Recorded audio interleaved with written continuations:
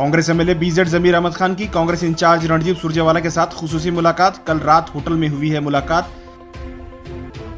बताया जा रहा है कि जमीर अहमद खान ने सुरजेवाला के साथ खुलकर बात की और हिजाब के ताल्लुक से कई सवाल उठाए।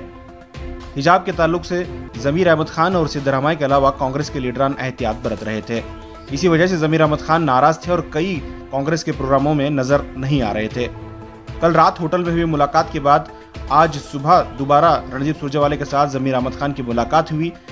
एमएलए अखंड श्रीनिवास मूर्ति के घर भी रणदीप सुरजेवाला के साथ जमीर अहमद खान पहुंचे। उसके बाद विधानसौदा में बीजेपी के खिलाफ, ईश्वरप्पा के खिलाफ जो एहतजाज चल रहा था, उस एहतजाज में भी जमीर अहमद खान नजर आए।